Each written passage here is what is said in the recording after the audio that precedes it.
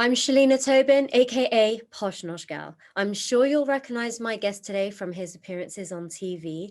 And if you're lucky enough to live in central London, you may have even seen him at his fantastic restaurant, Sticky Mango, where this son of a soldier shares his take on Asian cuisine.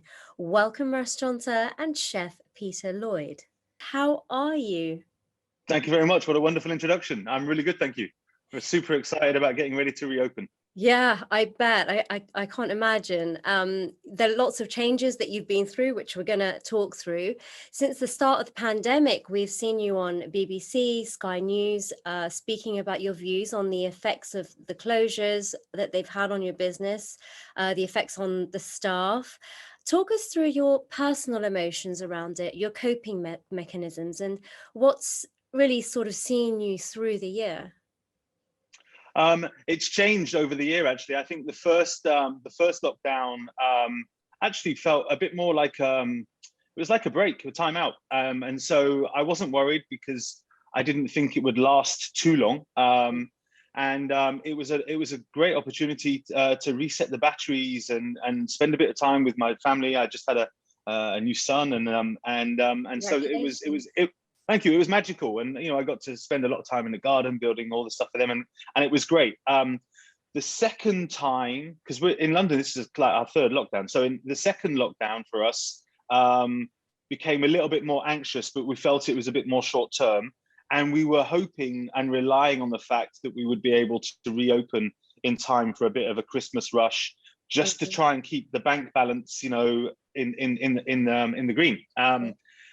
And so then when we got the third lockdown and we were told, right, that's it for now, we were thinking maybe late January, maybe February, the same as your other guests, the same experience. And that's where it then started to become a bit worrying because, this is privately owned by myself and my fiance, Rosa. And so it really was starting then to raise doubts about whether or not we were going to make it through. And so I think that added to the mental strain. And also the weather was bad. We couldn't go out in the garden. We weren't getting much fresh air. And so all of those things combined just put a lot of pressure on ourselves on, are we going to make it? Are we going to survive? There wasn't so much coming out from the government about what help was going to be available. There was this up to £3,000 a month, which really was a drop in the ocean of what was needed to keep us going. And so we borrowed a bit more money, and we've done this and we've done that. And I think it was by early March, we could see a bit of a clear path that we were going to be able to make it, and we would have enough resources to be able to survive. And then it was just counting down the minutes, really, of, okay, I'm so used to being incredibly busy. I travel and cook quite a lot abroad. And what I love about our industry, and since I've gone off on my own, is you never quite know what the next week is going to hold. There's going to be a phone call or an email, an opportunity. And when you're used to doing that for so many years and all of a sudden it just stops, you kind of find yourself at a bit of a loss. Yeah, absolutely. And I mean, funnily enough, even though we're 2 weeks away from opening up, you've just launched your takeaway. Tell us about that. Well, yes. So we before Christmas we worked with Banquist, and we did our little restaurant kits, and it was only for 2 weeks.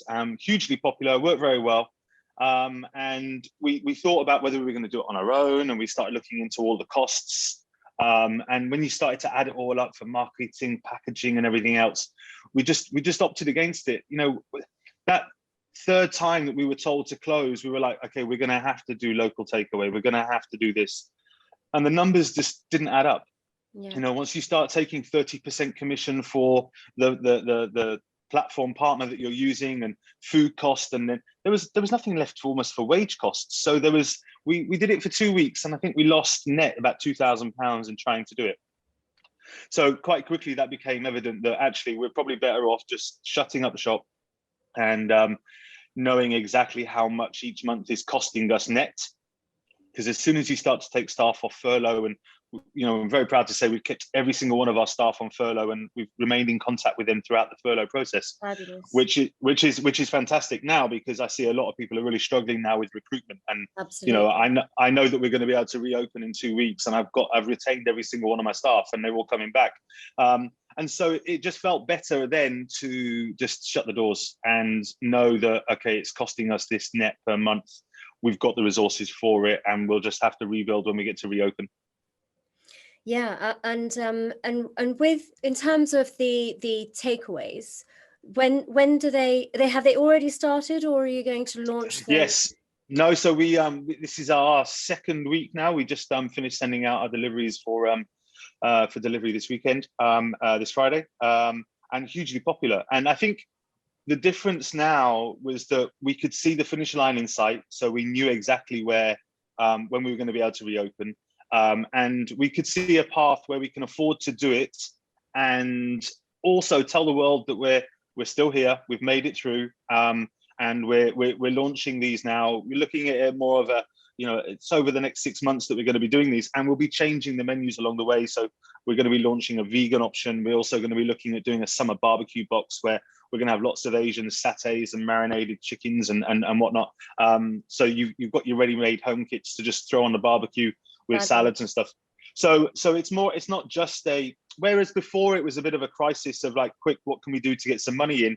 This we're just going to add as another layer of revenue to the all-round operation, because I think there's still a market there for it.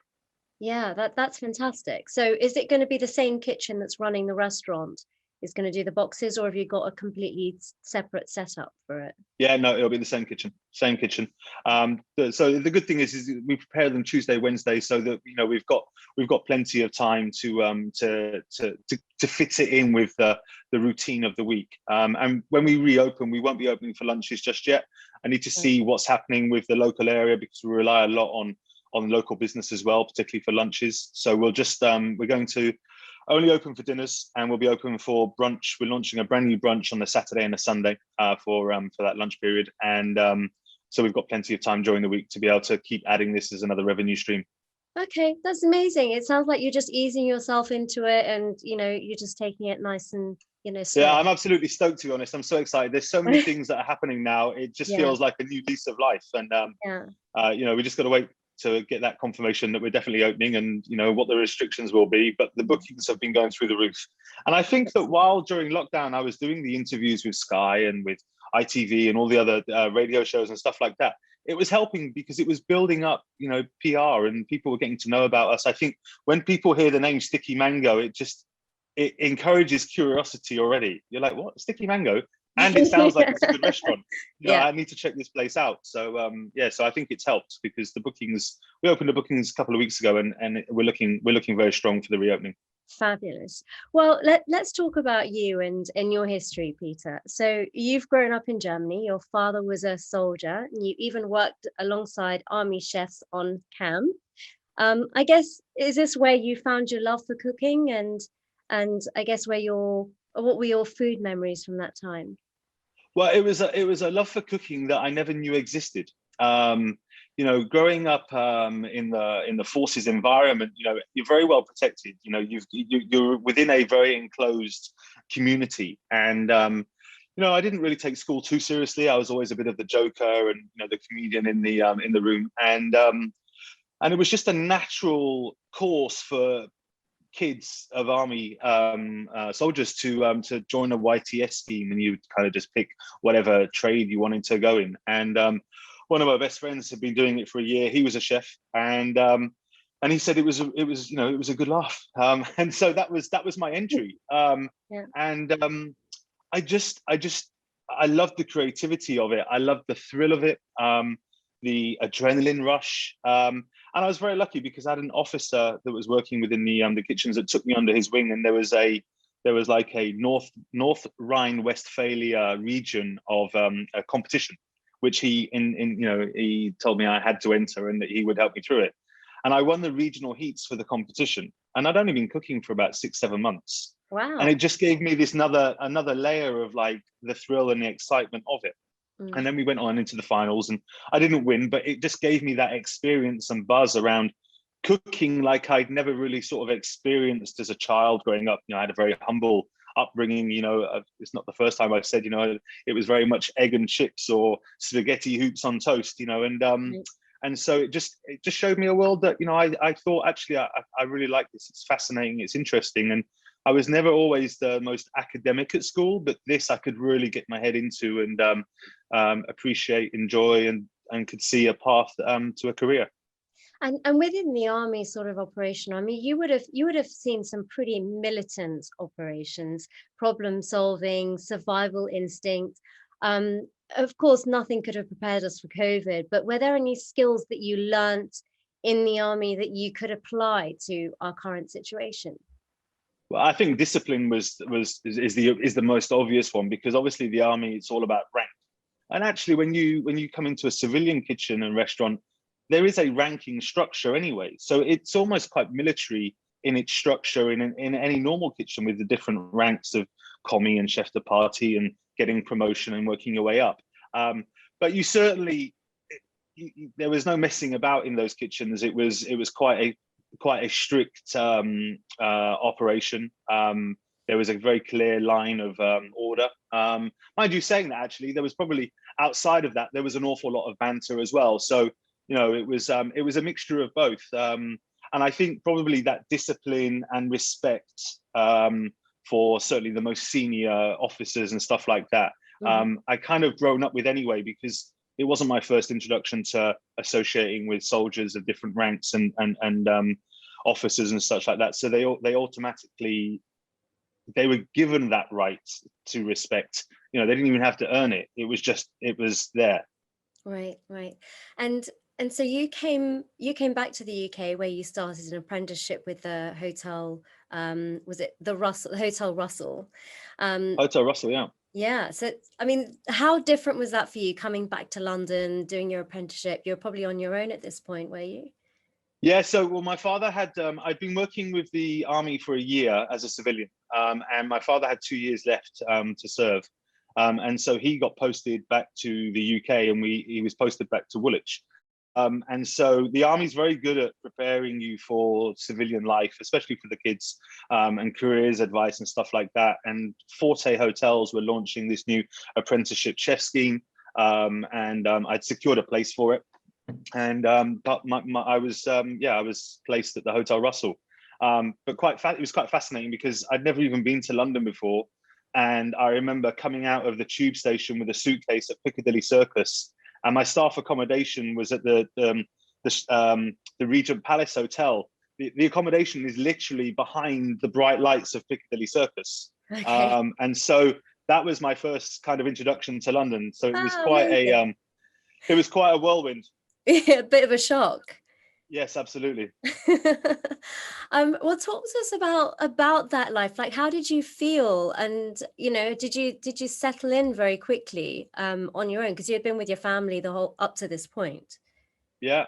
No, I did, actually, to be honest. I don't know why. I just guess the way that I was brought up, I was very, Dad taught me to think for myself, and and to work hard and to get things done. And so I was excited. I mean, my parents were only living in Woolwich, so it was only a train ride away. It wasn't like they were too far away. But I think I love the freedom. I love the fact that I'm all of a sudden, I'm in this bright lights big city, and because it was a staff annex that we were living in, I was sharing the room with another chef who's still probably my best friend to this day. That I first met on that first day, and you just build up a community, and then you start to do the whole London thing. You're socializing, and all, you start to get your favorite pubs. I mean, the fact that you're living almost in the heart of Soho, and everything was around you. I mean, I didn't have much money. I think I was getting like £100 a week or something ridiculous. But I had no costs. I had no responsibilities, and it was enough. You made it work, and so it was a very exciting period, and I had to do day release to college and all that kind of stuff. So it gave me a perfect structure, I think, that probably not a lot of chefs get the opportunity for now, because they've got to work it all out for themselves. They've got to find their accommodation and so on. And I did that. I only did that for a year. It's supposed to be a 3-year course. But as you start to learn about the industry and what's available, and what other jobs are out there, and all of a sudden you can be earning a lot more money, I did it for a year, and then I sort of jumped ship, and I went to work at the House of Commons. So that was quite fascinating, and it was quite interesting. You know, these are people I've seen on TV, and all of a sudden, you know, I'm carving their roast beef in the members' dining room, and it just added to the whirlwind of coming from this quite protected upbringing to all of a sudden being kind of in the heart of all of these different environments was fascinating. Yeah, and then so you moved on from there to your first commie role was at the Dorchester, is that right? Yeah, so that group of chefs that I had kind of got to know at the staff annex and that became very good friends.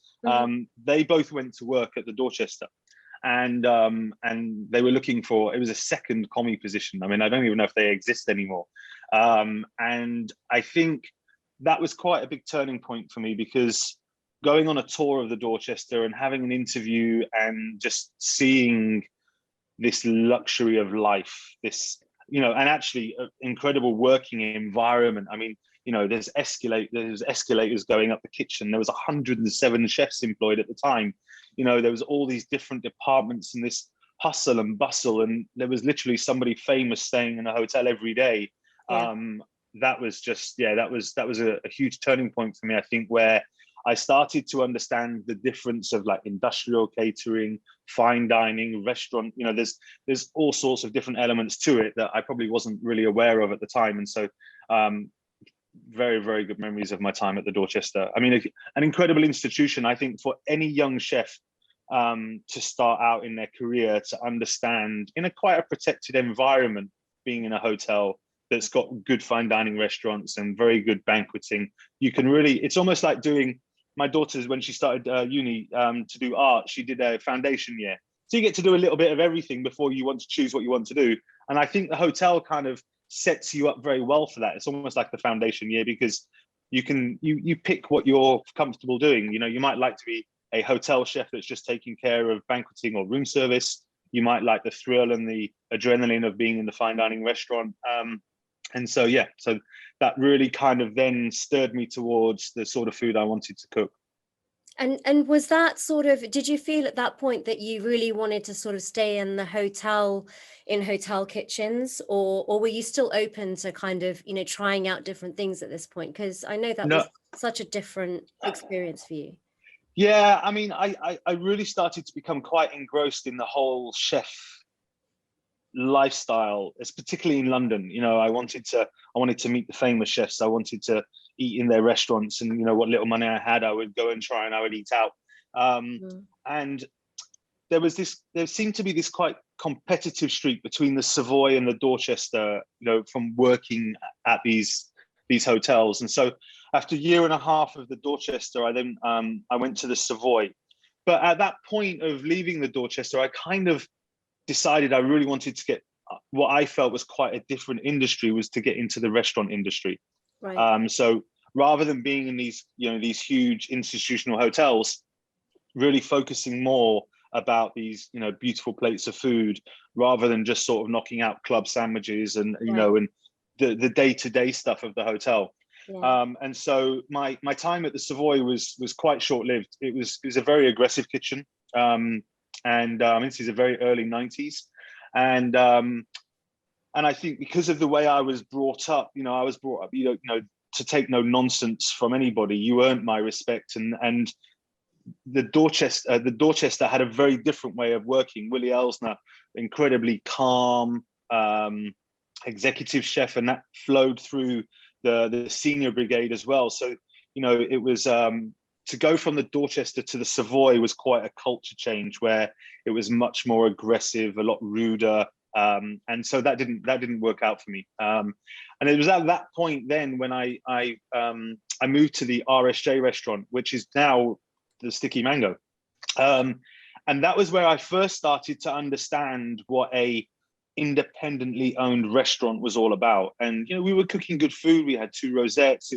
But I really started to learn about technique, flavors, skill set, the adrenaline rush of getting ready for service, doing all preparations. And and so that was a massive turning point in my career, because I think after I was running the place after a few years as head chef, and I would think I got promoted, and it wasn't really a promotion. It was okay, the head chef's gone, and I was holding the fort, and I was 22.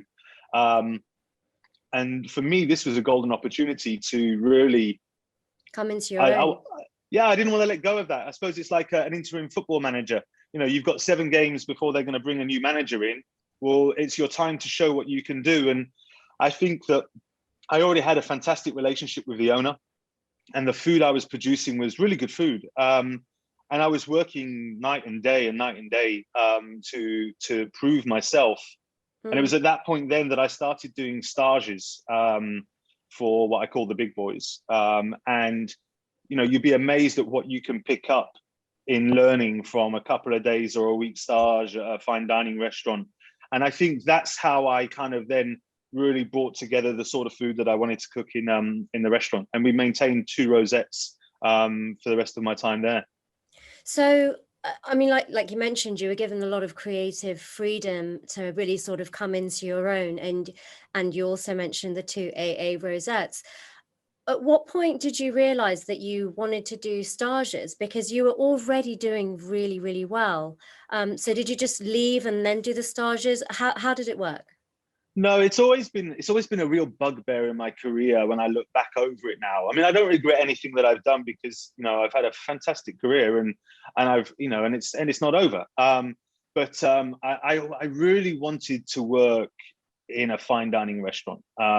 And when I say fine dining, I mean, I wanted 2 Michelin stars or even 3 Michelin stars. And I used the stages, as a ticket to be able to experience that without being committed to it and having to do it day in, day out. It gave me the opportunity to feel that I could be a part of it. The problem I had with most of the kitchens that I did stages at was the aggressiveness and the intensity, and not just the physical hard work, because I mean I've been a hard worker since I was a very young kid, but it was the kind of the continuous I want to say bollockings, or the pressure that, you know, that were unnecessary, but I just thought I'm never going to last in this environment because I'm going to knock someone out. And you know, it was just I wouldn't have been able to have sat back and let someone have an ego trip on me about something quite meaningful. But I remember I was still quite young at the time as well, so I was quite a forward-thinking hothead that, you know, thought I knew best. And looking back on it now, you know, obviously I didn't know anything. But I just felt that it was only until I did a stage with Philip Howard at the Square, and when I saw his operation, it was very different to the others. It almost showed me a bit more of that Willie Elsner approach. You know, he was really cool. He was very intelligent. He was very calm. The kitchen there was an enjoyable atmosphere about it. The problem I had by the time I got to that stage was I'd been given the head chef position. I was able to create my own menus. I had the full trust of the owner. And then you get caught in that, well, do I want to give that up and then drop all the way back down again and then learn myself, you know, work my way back up? And, you know, for some people, they would have done that and quite happily. But, you know, I had a kid on the way, and then all of a sudden you start to bring responsibilities of life into it. And so I missed the window. But I certainly got to see some amazing chefs do their stuff. And, you know, I didn't just do 1 or 2 stages. I mean, I did a number. And, you know, I even went out to Chicago and I worked with Charlie Trotter for a week, which, you know, so I learned a lot from those. And even because I wasn't going to the stage for a job interview, I was going to a stage to absorb as much as I could. You know, you get there at 7:30, 8 o'clock in the morning, and I have my book already, and I would try and remember everything I'd seen. And then on my break, I would be writing it all down so that I could reflect back on it. And I still remember the dishes that, you know, that I saw and was inspired by, and, you know, and eventually I put them onto my own menu, just techniques and stuff that I'd never seen and that you weren't able to find in a cookbook. Mm. It's a shame that kitchens were just so aggressive at that time. You're with the top chefs at their peak, and and the amount of people that I've spoken to who have left kitchens because they've been very aggressive environments, and it's almost like the opportunity has almost been lost for someone who could have been very, very talented, because they've been in such an aggressive environment. How do you operate your kitchen now, and how have you sort of implemented that sort of calming working environment? This is the thing. So this is what you learn as you grow through the industry, right? So when you're a young kid and you see, the chef screaming and shouting or slapping someone across the head or whatever, you either take that and say, well, that's just a part of it and it will make me stronger, or you don't take it and you stand up to it, or you don't get involved in it. But then as you become older and then you find yourself running a business, or, I became executive chef of a number of large restaurants and, and very, very stressful jobs, you then start to understand the pressures that these chefs have put themselves under, especially if it's their own business, or the pressures that they're under because they want to achieve 2 Michelin stars or 3 Michelin stars. There's a very fine line between trying to achieve greatness and just being, an absolute bully. And I think in my experience, and I think that's important to say, and from what I've seen, it was always the younger famous chefs that were over the top. And I'm sure when they look back on it now, they probably think, oh, well, it got me to where I am now, but I bet they don't run their places like that anymore. And so I guess, because I got promoted at quite a young age, and then all of a sudden I'm running a restaurant, and all of a sudden critics are writing reviews, you start to feel the pressure. And I could feel it in myself, because I'd already come from a very disciplined and structured upbringing. My dad was a soldier. My dad, I had a very strict upbringing. I didn't answer my dad back, wouldn't think about it. And I was always taught to respect my elders, and, all of the basic principles, and, a lot of things that are missing in today's world. And so I think I became quite a strong character in the kitchen, for sure. Because I wanted to achieve. And then I probably started to understand a bit more about what I'd seen without the physical abuse, because I had witnessed physical abuse in kitchens as a norm, and that obviously has no place. And we're talking early 90s now as well. And I think a lot's been done since then to raise awareness. But I'm still sure there's very, very difficult kitchens to work in even today. I've had chefs that come for interviews, and chefs that I've known that have gone on to work in some kitchens, and it's been a countdown of 12 months just to get through it, because they just want it on their CV. And I guess that's the price that we're led to believe that we have to pay if we want to achieve a great career afterwards ourselves. Which of course isn't the case. So no, it doesn't have to be. Yeah. So you mentioned that you went and did a stage with Charlie Trotter. He was a very interesting character. What an amazing opportunity. Talk to us about how that came about, and at the time that you were there. Yeah, well, this was a magical moment for me, because I was very much into enjoying my fine dining of what London had to offer. I had no interest of going to work in France. And I think this was at a point where Charlie Trotter had started to, he released his first and second cookbooks, and his cookbooks were, I felt at the time, were completely unique to cookbooks that we had seen in the UK. And his reputation was growing here in the UK, and I believe it was at the Lanesborough.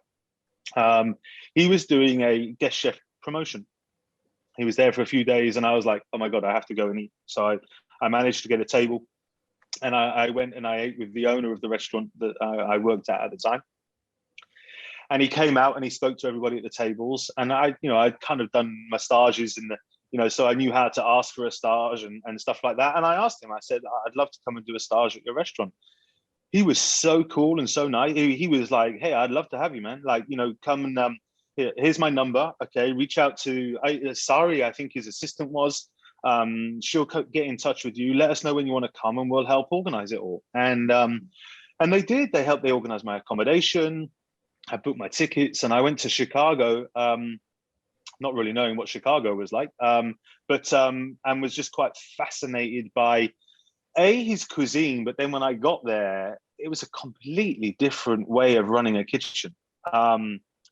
It was unique. I mean, I'd gone from seeing some of the most aggressive and chaotic, frantic kitchens in London to all of a sudden I'm in Chicago. I'm spending a week with this legend, Charlie Trotter, who was only a picture in a book to me.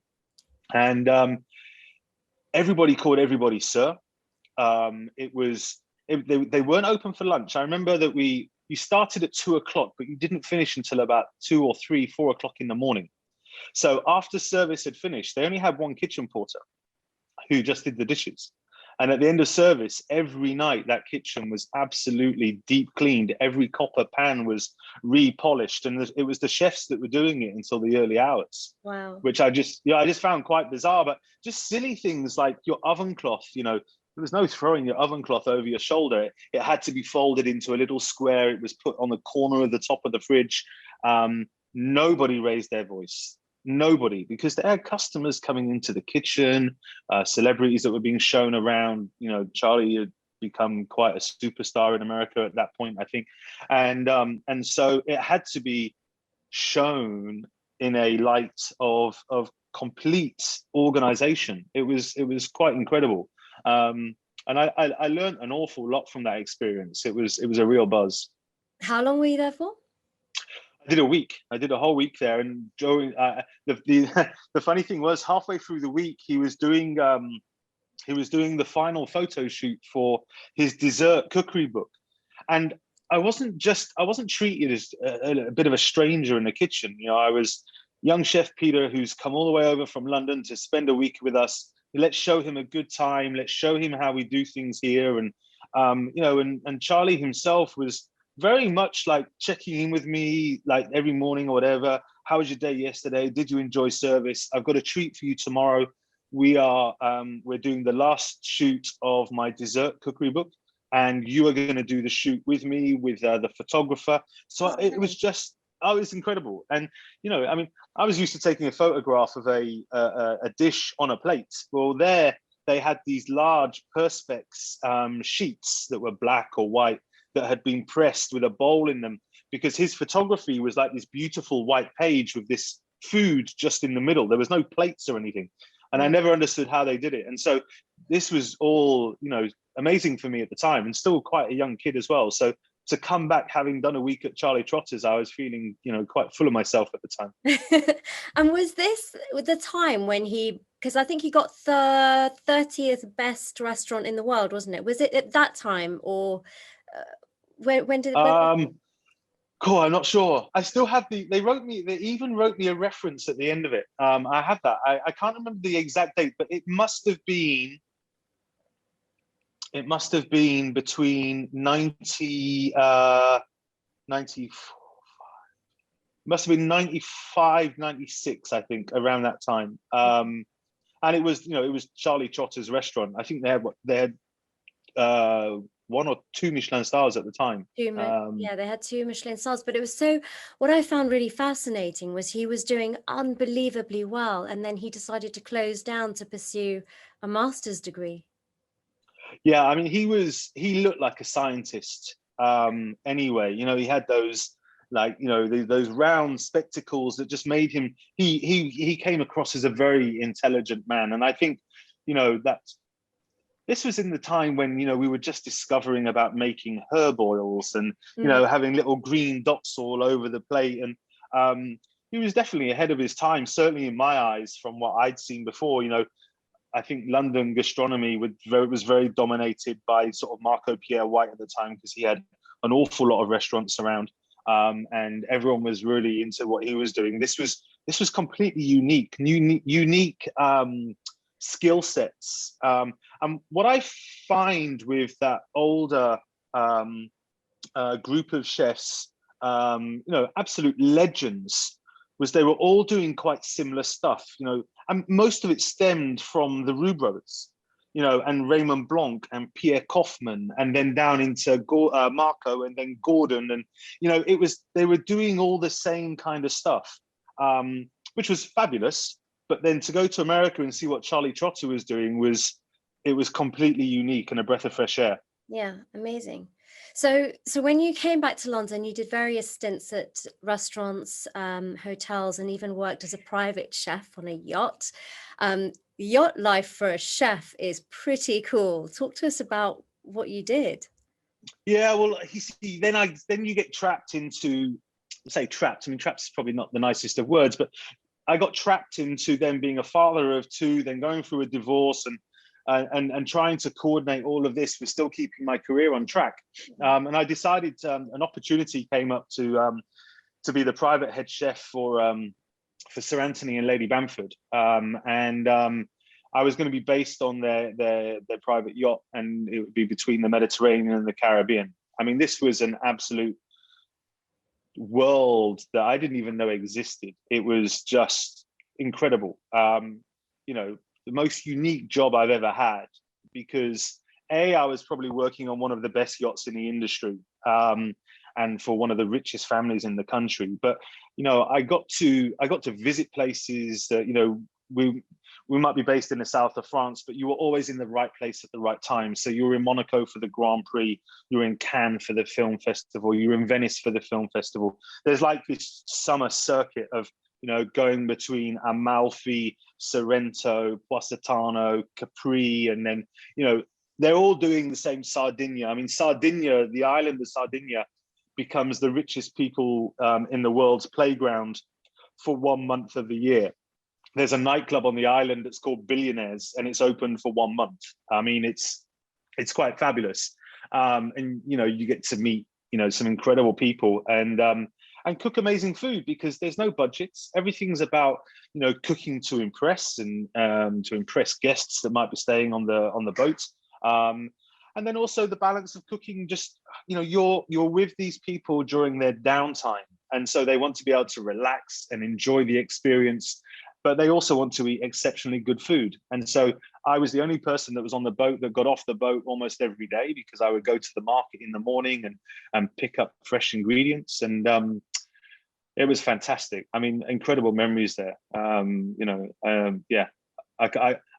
And also Sir Anthony and Lady Bamford were just fantastic people. I mean, Sir Anthony, Lord Bamford now, but he was Sir at the time. Like I say, you get to see them in their downtime, and as long as you're cooking good food, then you're always going to be one of the favorite members of staff. And what kind of food were you cooking?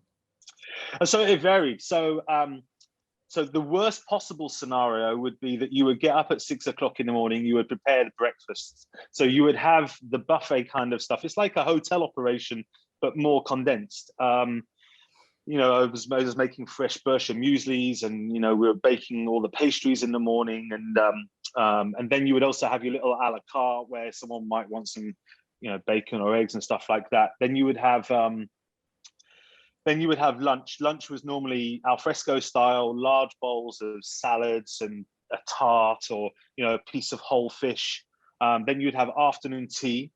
Then you would have pre-dinner canapes and bites. And then you would have dinner, and dinner normally was quite an affluent affair of 4 or 5 courses with petit fours and everything else. So that was quite a full-on day. But it would vary, you see, because they might be out somewhere for lunch, or you might be cooking lunch on the beach, or they would be out for dinner, so you got the night off. And they're not on the boat all the time. So when they're on there, you might be intense for 2 weeks, and then you've got 2 weeks where you're doing nothing. And then you might have a charter come in. So, we'd be in Monaco for the Grand Prix, and then we had Naomi Campbell and Fabrizio Barratori would have the boat, and then you would have to suit their needs. It was just incredible. I mean, magical experience, and a good opportunity to, this is before mobile phones and technology. I think I remember we had an email. There was one computer where you could send emails. That was it, So it was quite secluded though, because there was just me and another chef in the galley, it was You got to do fun stuff though. We actually went to Monaco for a Grand Prix as well. This is going back a few years. You can't see anything. You can hear the cars. You can't see them. Well, I wasn't into Formula One at the time, and I absolutely love the sport now. And I remember I was given a paddock pass for qualifying day, and it didn't really mean anything to me, but I did it anyway. And the chief steward was walking me around the area for the VIP passes, and this guy comes over with the daughter, and the chief steward introduced us, and he was like, "Oh, Peter, this is Tommy. Tommy, Peter's the chief chef for Virginian." So on and so on. And I was like, "Oh," he said, "Virginian, love that boat." He says, "I'm on the boat next door. The boat was called Talitha G." And I was like, "Oh," I said, "Oh, this guy must be, this guy must be worth a few quid if he's on the boat next door." I thought he was a member of staff. Anyway, I'm walking back and I said to the chief steward, I said, "So who's the Tommy guy?" And he looked at me like an idiot and he was like, "It was Tommy Hilfiger." And I was like, so he chartered the whole boat. I thought he was working on there. That is so brilliant. So moving back onto you. So it was Sanderson Hotel that you discovered your passion for Southeast Asian cuisine. Talk to us about your influences at that time and how that all came about. So Southeast Asian cuisine. I mean, I'd done 16 years, I think, of cooking modern British, French, Italian, Spanish, and so on.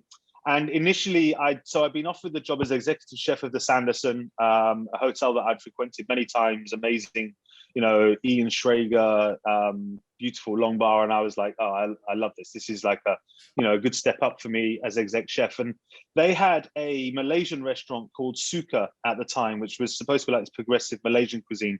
But they decided they weren't going to keep it. And my whole interview was about turning it into a fine dining French tapas restaurant.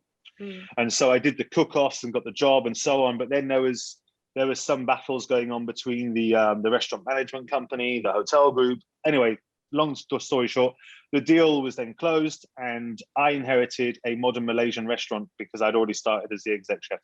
And so I just had to really get into it. So I flew out to Malaysia, Kuala Lumpur, Penang, a couple of extra days in Langkawi. And then, I traveled to Thailand a lot. It was one of my favorite destinations. And then went to Malaysia. And then I had to really I wasn't just going on holiday and eating food. I had to understand the mechanics behind it so that I could run this restaurant. And then I soon discovered it's a very complex cuisine because there's so many different influences. There's a Chinese influence, there's the Indian influence, there's the Eurasian influence. The religious influence, all these different elements that make the cuisine what it is. And the more I started to study it and get into it, I fell in love with it. Absolutely did. And I think because of my cooking knowledge and experience doing what I'd done for the 16 years prior, using some of those techniques with some of the other recipes that I was now using for Malaysian cuisine it's what's brought me to where I am today. And so it was difficult initially, but the more that I traveled and researched and got into understanding it and cooking recipes, meeting Malaysian people, getting their opinions, the more I became not only comfortable with it, but in love with it. And I was there for 2 years. And I mean, for me, it was a fabulous job. I'd have stayed there for a long, long time. But as I was walking to work every day, I saw that the W Hotel in Leicester Square was being built. And then I discovered that Jean-Georges von Gerichten was going to be opening a spice market in the basement of it. And Jean-Georges has to be the pioneer of that Asian fusion cuisine. He had Vong here back in the day, and he had Spice Market in New York, and had shown how a French chef could incorporate Asian flavors and make a fusion cuisine that wasn't what we would call confusion. There was stability to it. There was proper understanding of where these recipes developed and how they were born. Because most Southeast Asian recipes were born out of poverty. They were born out of necessity of, well, this is what I've got and I need to earn some money. So I'm going to make some street food and sell it to the workers. And that's how I'm going to live. And I think once you start to understand that, it puts you in a very good place to be able to modify it without breaking it. Right. And so watching Spice Market being built, I went there for the opening, and I realized that when I went there for lunch that I knew the restaurant manager. and she had said that it wasn't working out there. The opening chef was going to be leaving. I think I'd just done an appearance on MasterChef. And so she knew that I was now doing Asian cuisine. And would I be interested in joining? Well, it was a no-brainer for me because A, it gave me the opportunity to work with Jean-Georges. And also I felt that it would give me a, excuse me, it would give me a MasterChef's understanding of how you evolve this cuisine. Because it's quite tricky if you don't understand the balance of the spices, the umami, you know, the sourness and everything else. So not only are you trying to understand the cuisine, you're also trying to tinker with it as well. And that's where a lot of chefs, I think, go wrong. And so I joined there in the October of 2011 and only left in 2016 due to it being closed. And 5 years of magic happened in that restaurant, really did. Yeah. What was the, excuse me. no worries. What was the reason of the closure? Oh, it's very complicated, but basically, Jean-Georges had formed a company to work with Starwood Hotels, where he was under contract then to launch hotels throughout their restaurants throughout their hotel portfolio. But that contract came to an end. When it came to an end, Starwood then didn't really know what to do because they had all these successful restaurants, but they had Jean-Georges' name all over them. So anyway, Starwood bought out the restaurants, and then Starwood was then taken over with Marriott. And then what they decided to do, where the restaurant was paying rent to the W that Starwood owned, they decided to give the restaurant to the hotel. And so the hotel lost £500,000 a year in rent in their P&L, and then inherited the restaurant. And they said, well, hang on, we don't want the restaurant. You know, let's sublet it out. So they just shut it down.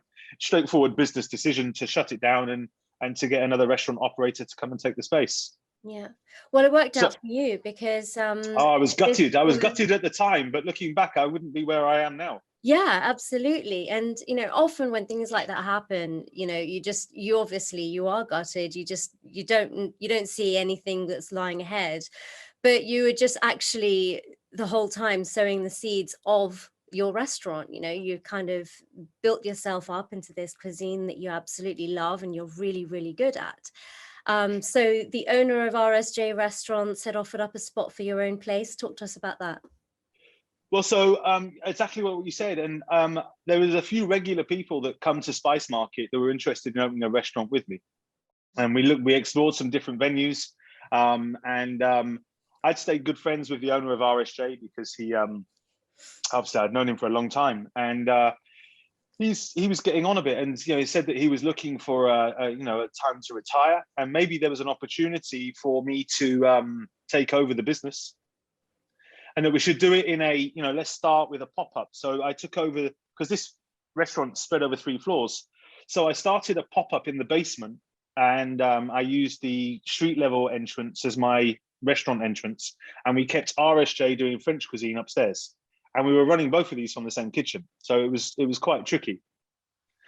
And for me, it was a bit of fun. I kind of went into it with quite a casual approach. I wanted it to be fun and quirky. I knew the food that we would be cooking would be good, but it's not going to be in some glamorous 5-star hotel. So the food had to do the talking. But I just sold my house, and I had a bit of money left over from buying the new one. And so I just thought, you know what, it's time for me to do my own thing. Let's have a roll of the dice and a gamble. Bought some plates, some tables, some chairs, and off we went. And you know, we had no money for anything. You know, I listened to your podcast the other week with Chef Paul Ainsworth, you know, and just talking about how he started, you know, and with nothing. And I could relate to it so much because that's, you know, I'm probably about 5 years behind where he was then. And so we just went with it, and we were probably only quiet for about 2 weeks, and then Time Out came, and it wasn't the best review, but the food was good, and there was a queue going out the door, and people were being turned away, and that was good enough for people to come and find out what was going on. We had peaked at #1 on TripAdvisor in London for best restaurant, which was just ridiculous, but thank you very much, I'll take it. Because people were coming with no expectation. You know, I'm in the basement of, you know, an old French brasserie, been here 40 years and I'm cooking some Asian food. So there was no expectation. People were coming out of curiosity, but we hadn't had the great reviews that were to follow. And so I think we exceeded people's expectations. And so then the following year in the March, we closed the French Brasserie down, RSJ, and we took over the whole building together. And then it started to get a bit more difficult because all of a sudden then we had 120 seats to fill. And we survived a couple of dark months where no one was getting, well, I wasn't getting paid and neither was the other owner, but we battled through it. And then we took the decision to buy Nigel out, the owner, and we completed that in 2018, November. And I said to my fiance, we bought it together as equal share partners. And we said, look, if we're going to do this, we need to invest in PR and marketing because we've got a great little product, but not enough people are getting to know about it. And that's where things completely changed. Hired an amazing woman called Mel, and she runs our PR and marketing. And that's where it transformed because I had just done a stint where I'd gone out to Indonesia. I was working with the Ministry of Tourism for Indonesia. I was doing a big thing on Bali's cuisine. I came back and put a tasting menu together, and then Mel had managed to secure Faye Mashler to come to try it. Now, Faye at the time she wouldn't do a review on Sticky Mango because we were no longer a new restaurant. But she would put in what Faye ate this week if she enjoyed it. So anyway, she came, she had the tasting menu on Indonesia, and that was it. I thought, great, we'll get a little mention in the standard. And then 4 days later, I just happened to look over my shoulder in reception and I saw Faye Mashler walking in the reception. And I was like, and she saw me and she was like, I was hoping to sneak in. And I was like, I haven't seen you. and next thing, a few days later, we find out that she enjoyed the meal so much that she was going to make us Restaurant of the Week the following week. Wow. And I mean, look, it's giving me goosebumps now. I mean, that you can't describe that moment of, oh my God, like this is the future of my business potentially changing. This is my career status changing. This is really going to put us on the map if it's a good review. And I'd never cooked for any of these, so-called top critics before. And so to have Faye Mashler even having the tasting menu the week before for a small mention was nerve-wracking because it was like the Ratatouille moment in the cartoon, of like the critique is coming and this is either going to make or break your restaurant. And she gave us 4 out of 5 stars. And then all of a sudden it just exploded. Marina Laulin, she wrote in the Sunday Times, I think it was, that the food was so good she couldn't believe the chef didn't hail from Kuala Lumpur.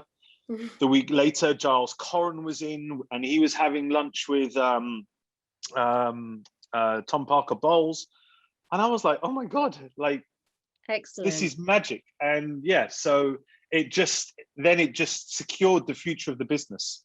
It gave us, they're only going to come and review you once, maybe twice after a couple more years. And so that magical moment of hitting the nail on the head there, it sets you up for the next couple of years as to the standard that you've got to then maintain or improve upon. And did she tell you why you got 4 stars and not 5? No. And to be honest with you, it didn't even enter my, I didn't think we were worthy of a 5-star review. This is a working project. It's an old building and there's no hiding away from that fact. And, we're making progress. We're putting bits in as we make a little bit of money. We haven't borrowed a ton of money and then blitzed it all up and hope we can pay that loan back.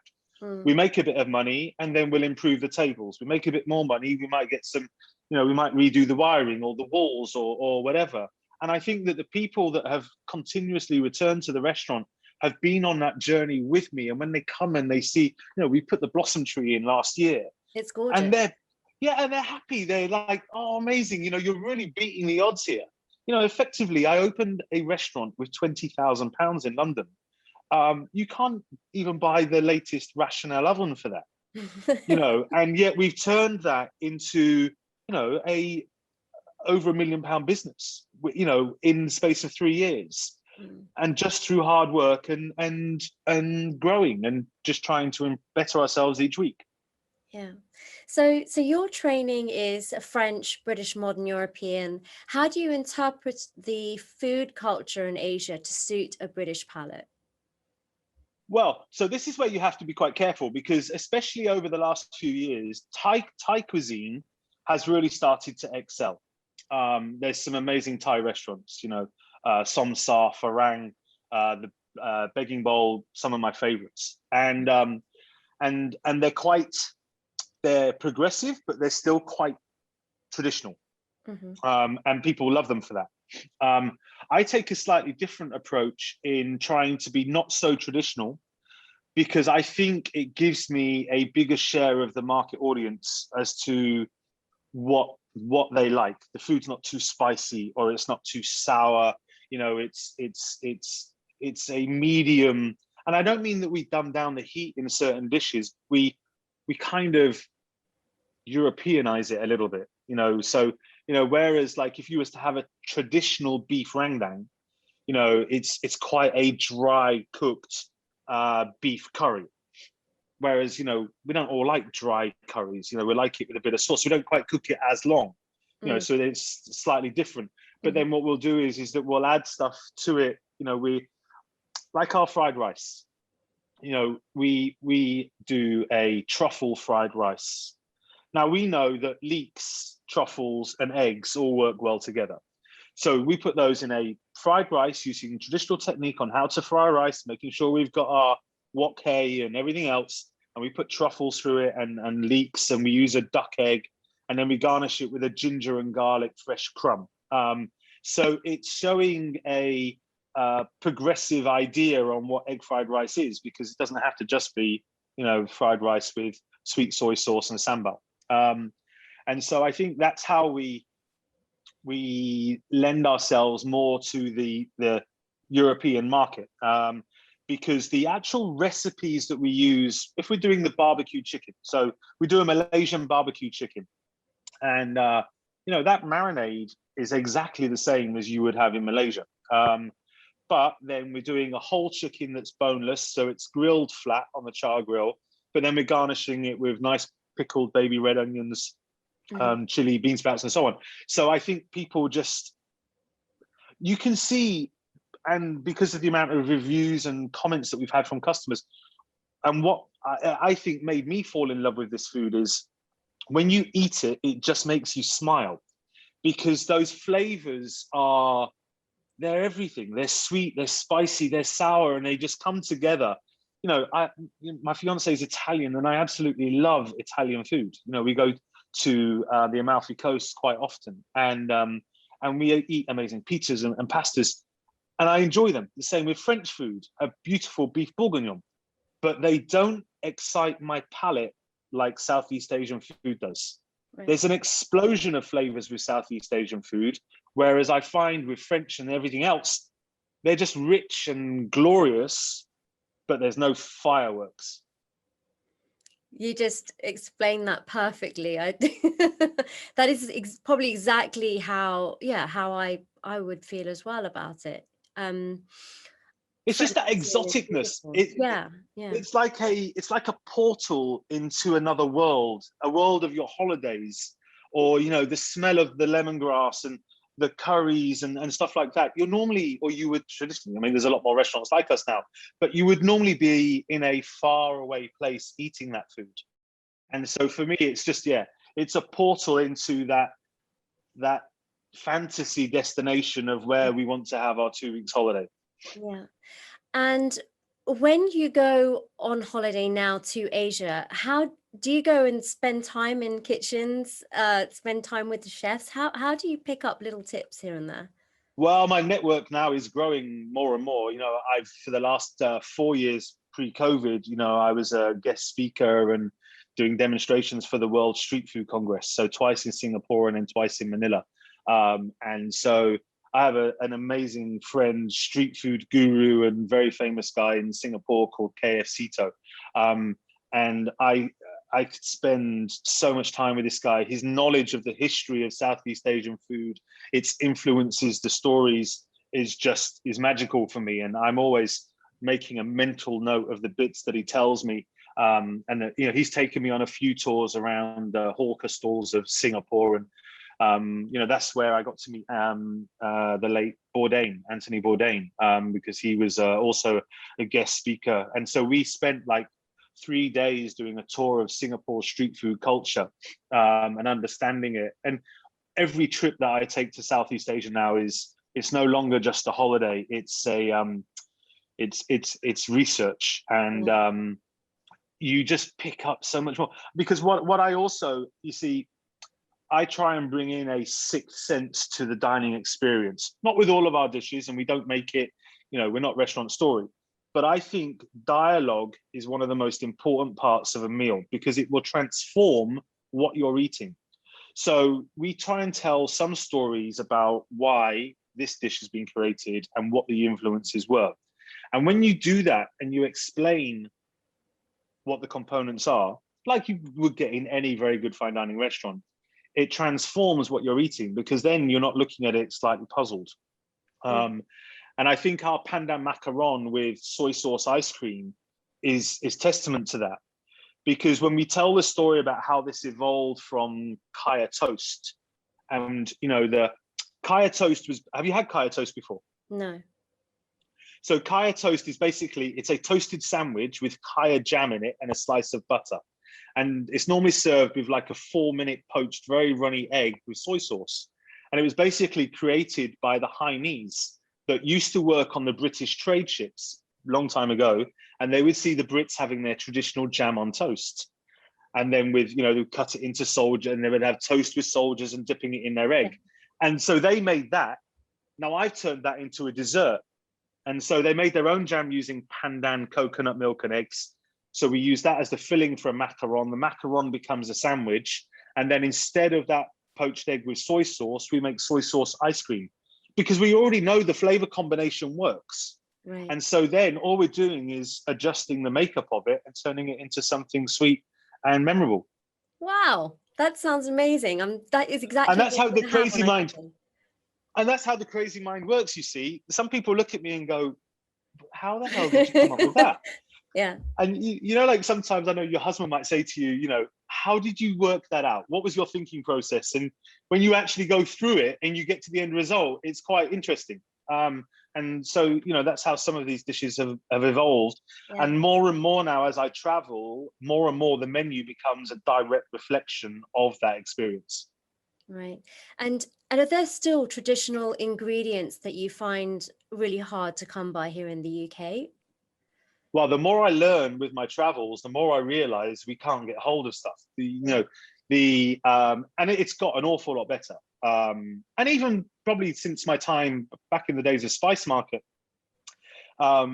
we could get most things that we needed. I find it harder when I travel to do pop-ups or promotions, particularly in the Middle East, to get certain ingredients. And I have to try and take some stuff with me if I want to be able to replicate it properly. But after my recent tour of Bali, I discovered torch ginger. And this is a fantastic ingredient. It's like the texture of lemongrass, but it's this purple flower from the ginger. And so you slice it very, very thinly on a mandolin if it's fresh. And it has to be eaten fresh. It gives you this beautiful flowery, fragrant ginger that in a sambal over grilled fish is just magical. So I will be searching heaven and earth for this ingredient when we get back to normal. Butterfly pea flowers, you know, from Thailand, they use a lot for garnish or for making blue rice. And it's become quite commonplace now, but using those to make a sauce or a cocktail base, because it gives you this wonderful blue syrup. But when you add acidity to it, like lime juice or lemon juice, it changes color before you into this bright, luminous pink.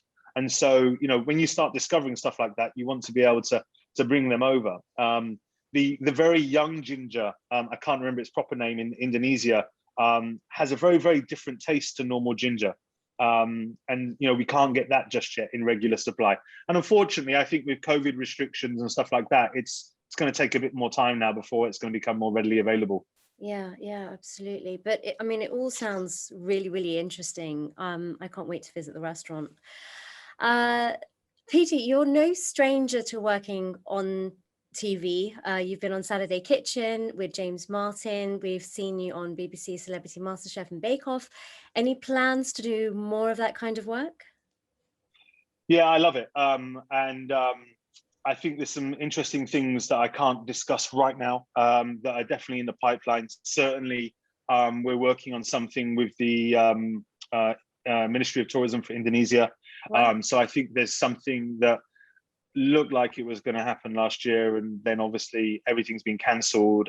But that's still come back up to the surface. So I'm really hoping that comes, because that will just be a dream come true if we get to do some filming out there. And yes, I'll be going. I've been invited back on James Martin Saturday morning, so we're filming later with him. Amazing. And I think I'm now at that point now where, because I've never been in that inner circle of all of the well-known chefs, and I don't just mean the Michelin star chefs, just the chefs that you regularly see. And I keep dipping my toe in that circle, and having great success from it. And I think there's a bit more momentum going now. I think it makes a huge difference now that I've got my own restaurant based in London, whereas before I was always the executive chef of a restaurant run by someone famous.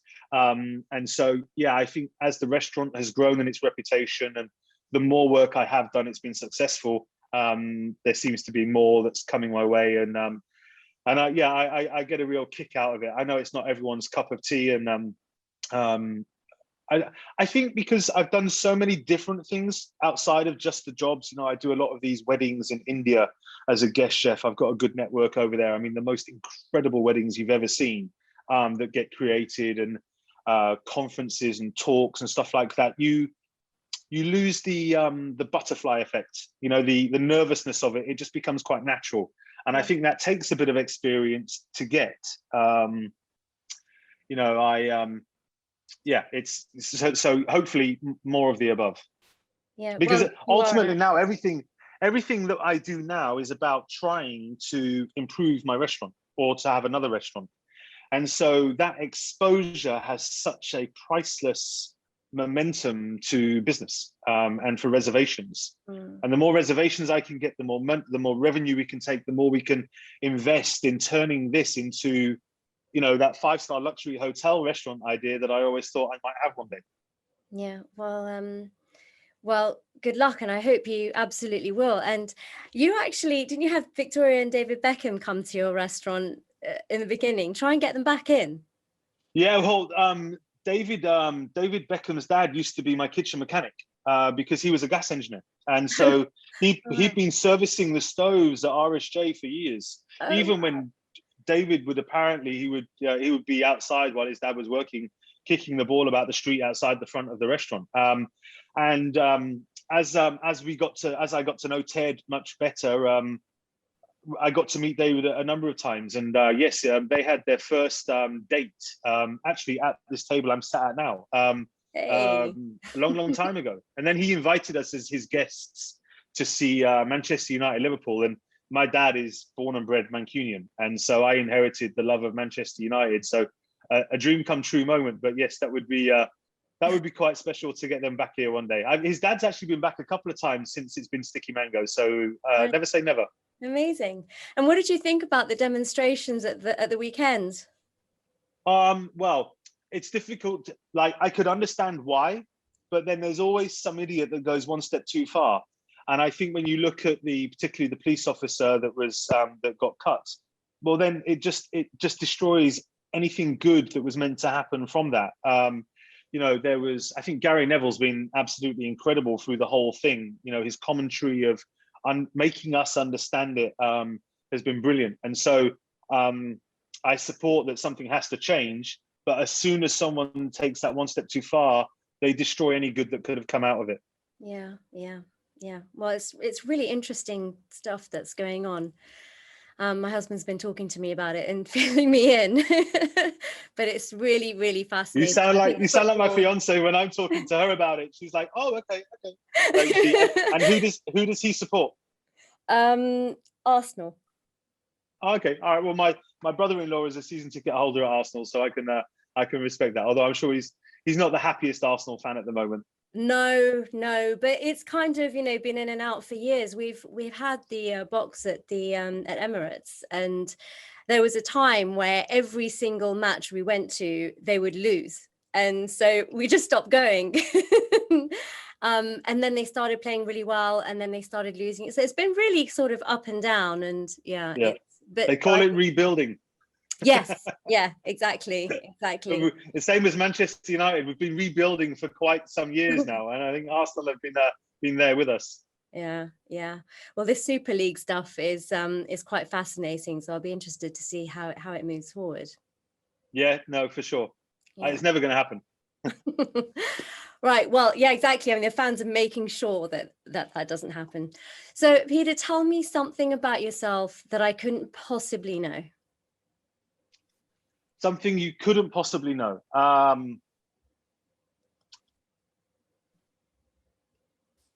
So you could say my very first job in the industry was actually at McDonald's.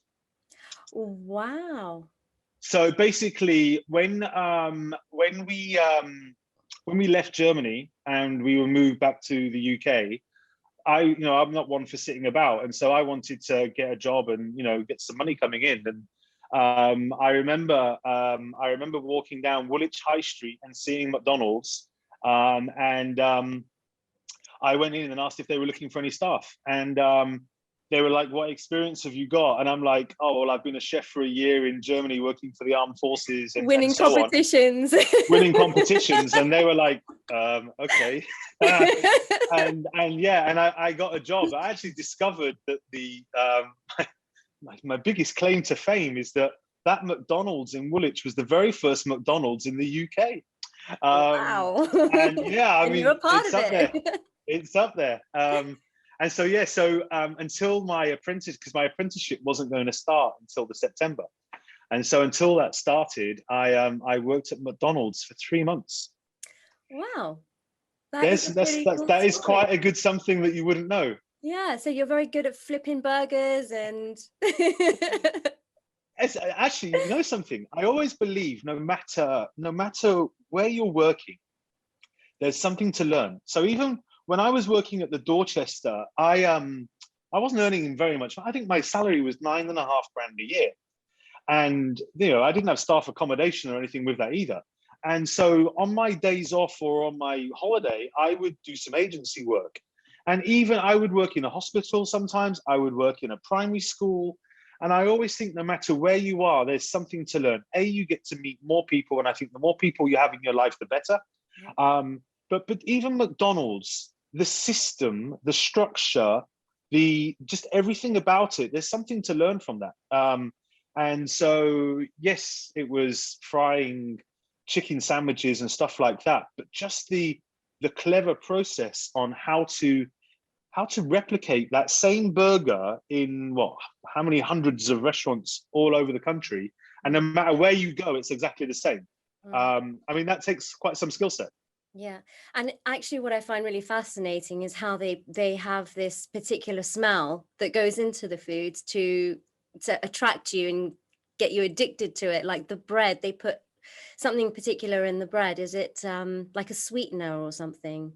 Well, I think it's laden with sugar, to be honest. But yeah, but yeah, and the thing is that for your star food, you got so many points for the day, and that was what you were allowed to eat. And let's say, for argument, it was like 10 points. Well, like a Big Mac was 3 points, and so like you would stuff yourself to use up your 10 points. And then because I was doing the night shift, the evening shift, this was before all night McDonald's. It would close at 11 o'clock. Well, anything that was left over, you could take home. So I was going home with bags of McDonald's for my kind of mum and dad at the time. And it's not great. They love you or hate you for it? I think they loved me for it at the time. But yeah, so yeah, it's quite a fun what you wouldn't know. Yeah, it's not brilliant. It's funny enough, it's not on my CV. I think that would be brilliant to put on your CV. I love it. Peter, there's one thing that has been stuck in my mind that you mentioned earlier on. When you said you're working at Charlie Trotter, you said, you know, the cloth, it goes over your shoulder, but at his place, they fold it neatly and put it in the corner. So what do you do with your towel? I don't fold it up and put it in a corner. We're too busy for that shit. So it goes over the shoulder. I'm running 120. I mean, we're doing sometimes 170 covers a night in this restaurant. And I'm doing that with 4 to 5 chefs. You know, maybe one day I will get to that point of where you can walk into your restaurant and you've got like 30 staff in the kitchen, you know, and it just looks like those postcard moments, you know, like when you see Jason Atherton's restaurants, or, you know, you just look at them and it's all amazing. And you think, you know, that's the goal to get to. You know, I'd like to combine nightclub life and great food. You know, one of my favorite places of all time back in the day was the Atlantic Bar and Grill in Piccadilly Circus. I don't know if you ever went there, but there was just something about it that was really cool. It was like a cool club, music, entertainment venue with great food. And so I'd like to recreate one of those with an Asian influence. I think it'd be great to see some of these big restaurants come back. You know, I'm a big fan of what the Ivy have done with Ivy Asia. You know, I mean, how much money it takes. Right? Yeah, it's magical. And you know, some people say, oh, it's all gimmicky or whatever, but as a restaurateur operator, I think it's absolutely incredible. And that takes an awful lot of money to achieve that. You know, that floor alone, the artifacts that they've got in there. And so I think when you can add that as another layer to a dining experience, you know, that's the proper ticket. Yeah, and the most important thing about a place like that is that the quality of the food matches the place, and the food there is really good. Yeah, they've done a great job. I can't complain with the food there at all. Everything about it for me is what I aim for. You know, I messaged Simon Gregory the other day because they just are on Instagram. They've just put out their new digital marketing for the reservations reopening. You know, and they've got like these old school videos of martial artists, and I'm like, my God, your digital marketing is just on another level. It's everything they do with real class. But I mean, that is the Ivy Group, isn't it? You know, it's one of the most consistent, good quality restaurant products that are out there at the moment. Absolutely. And their garden restaurant in Chelsea's been, you know, doing really, really well. Every time I try and book, it's just packed. I can't get a table there when I want one. They make so much money. I have a friend who's head chef of one of their venues, and the numbers are just astounding. So good for them. Yeah, no, absolutely. Well, they set the benchmark, and you know, and starting from nothing and getting, you know, we're competing with them on customer satisfaction levels. And as we get better and grow, we'll be able to have our own version of that, hopefully in the future. Yeah, well, can't wait to see what you're going to be doing next. It's been such a pleasure chatting with you today. Thank you so much for your time, guys. I feel very privileged to be part of your esteemed crowd of podcasts, so thank you very much. Well, it's absolutely a pleasure to have you guys. If you want to keep up to date with what Peter is up to, you can follow him on Instagram at, is it Chef Lloyd, your Instagram? Chef_Lloyd. Chef_Lloyd, and I'm at poshnoshgal. And guys, if you enjoyed today's interview, please rate, review and subscribe.